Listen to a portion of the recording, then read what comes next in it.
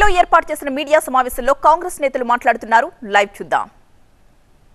घोषणा हो चुकी है पिछले एक महीने से हमारे अपने बैंक अकाउंट्स में पड़े हुए 285 करोड़ रुपए का हम इस्तेमाल नहीं कर पा रहे हैं।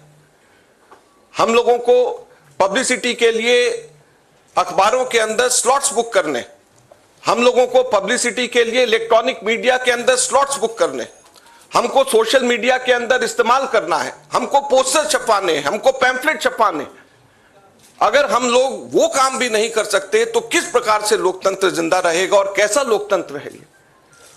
मैंने पिछले सप्ताह आप सब लोगों के सम्मुख मोतीलाल वोरा जी के समय 2017-18 के एक केस को लेकर के इनकम टैक्स डिपार्टमेंट ने 2017-18 के बेसिस के ऊपर 7 साल बाद में जाकर के हमारे बैंक के खाते अब जाकर के फ्रीज करे हैं, उसकी जानकारी दी। मैंने कहा कि ये 7 साल पुराने कैसे फ्रीज किए जा सकते हैं और टाइमिंग इसका कैसा है।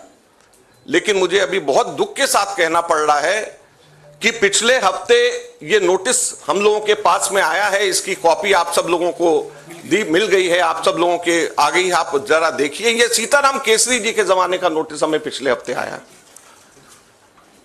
आप सोचिए, सीताराम केसरी जी के जमाने का 1994-95 की असेसमेंट ईयर का नोटिस अब हमारे पास में आया और इसको लेकर के भी आगे आने वाले समय के अंदर फिर से बैंक को फ्रीज करने का और डिमांड लगाने की ये कवायद शुरू होगी। तो ये कौन सा इलेक्शन चाहते हैं तो हमारी पार्टी को बगैर किसी रोक टोक से बैंक अकाउंट्स का इस्तेमाल करने दे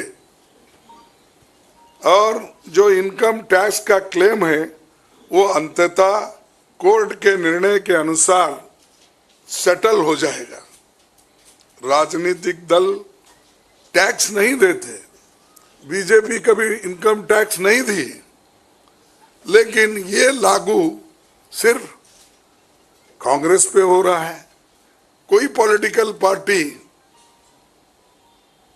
इनकम टैक्स के दायरे में नहीं आते, सच है ना?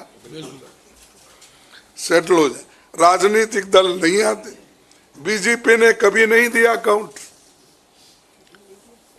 इसके बाद भी अगर हमसे ये मांगा जा रहा है तो हम न्यायालय के अंतिम निर्णय का इंतजार कर रहे हैं, क्योंकि हम चाहते हैं कम से कम न्यायालय तो इस बात को देखे, कानून को देखे, रूल ऑफ लॉ और गवर्नेंस